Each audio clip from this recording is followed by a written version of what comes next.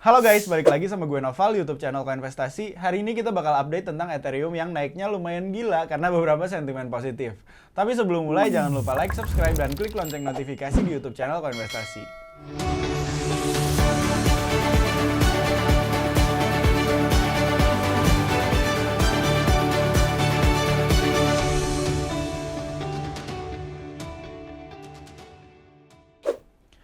Seperti yang kalian tahu, sekarang mayoritas kripto lagi bergerak naik nih. Jadi, congrats buat portfolio kalian yang lagi hijau. Nah, tapi buat kalian yang belum hijau, mohon bersabar aja karena kemungkinan besar nih bakal datang dan kita bakal bahas dalam video ini. Kalau misalnya kalian punya Ethereum, pasti kalian sadar kalau naiknya nih lumayan signifikan. Nah, apresiasi atau kenaikan harga ini udah membuat likuidasi yang lumayan gede nih di pasar derivatif, yaitu futures dan juga options. Nah, dikabarkan kalau sekarang tuh udah ada likuidasi yang mencapai 100 juta US dollar pada posisi short di Ethereum. Jadi ini semua tuh terjadi hanya dalam 24 jam terakhir yang dibarengin sama posisi short sebesar 400 juta US dollar yang juga terlikuidasi untuk Bitcoin. Jadi kalau kalian sadar, apresiasinya tuh bukan terjadi hanya 24 jam terakhir, tapi dalam beberapa hari terakhir nih, karena emang naiknya udah signifikan banget. Nah, yang pertama ini tuh disebabkan karena Wells Ethereum yang mengakumulasi sekitar 12 miliar US dollar dalam Ethereum yang bikin harganya naik gila-gilaan.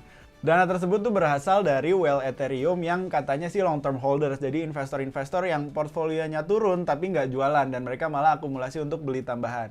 Data ini tuh didapatkan dari Into the Block, salah satu data aggregator di pasar kripto yang memberikan data on-chain. Karena akumulasi ini, Ethereum tuh berhasil naik lumayan signifikan, bahkan sekarang udah berhasil melewati 3.000 US dollar dan ini pencapaian yang lumayan oke karena mengingat beberapa minggu terakhir, bahkan beberapa bulan terakhir, Ethereum tuh sempat nggak nyentuh 3.000 US dollar. Akumulasi Ethereum ini dibarengin dengan akumulasi Bitcoin dari beberapa whales. Nah, termasuk Terra Luna nih, yang katanya menjadi salah satu proyek yang udah bisa berinteraksi langsung dengan blockchain Bitcoin. Jadi sekarang katanya Terra Blockchain udah memiliki sekitar 1.000 sampai 10.000 Bitcoin karena ingin mengakomodir transaksi langsung antara blockchainnya dengan blockchain Bitcoin. Nah, balik lagi ini juga menjadi sentimen positif yang bikin Bitcoin naik dan secara nggak langsung bikin Ethereum naik juga karena sentimen di pasarnya jadi positif. Maka ini perlu diketahui juga karena menyebabkan sentimen positif secara menyeluruh. Tapi sentimen positif yang paling besarnya dalam beberapa hari terakhir adalah integrasi atau The Merge yang katanya lagi ngetren nih di Google dan juga sosial media lainnya. The Merge ini tuh adalah sebuah migrasi yang katanya akan membawa Ethereum dari mekanisme konsensus proof of work menjadi proof of stake atau membawa Ethereum 2.0 untuk menjadi kenyataan. Kalau misalnya kalian ingat, Vitalik Buterin itu udah janjiin Ethereum 2.0 bakal terjadi di awal 2022. Ini sekarang tuh belum jadi kenyataan karena sekarang masih dalam tahap uji coba. Kalau kalian belum update, intinya Ethereum tuh udah melakukan uji coba di Kiln Testnet pada 15 Maret 2022. Nah, uji cobanya ini adalah mekanisme konsensus proof of stake. Jadi intinya orang-orang udah nggak bisa menambang Ethereum lagi. Tujuannya adalah agar biaya transaksi Ethereum lebih murah dan juga mekanisme konsensusnya lebih efisien lah. Karena proof of work itu seperti yang kita tahu nggak ramah lingkungan dan juga nggak efisien. Karena kabar ini, hasilnya Ethereum tuh naik lumayan signifikan dalam beberapa hari terakhir, bahkan sebelum 24 jam terakhir. Yang ini juga dibarengin sama Vitalik Buterin yang abis ngomong dan mengakui kalau Ethereum tuh punya satu masalah, yaitu gas fees. Vitalik Buterin tuh abis ngasih tahu kalau intinya permasalahan gas fees di Ethereum itu bikin adopsinya terhambat. Jadi banyak aplikasi atau decentralized applications yang pindah dari Ethereum ke blockchain lain. Jadinya blockchain Ethereum mulai berkurang lah volumenya.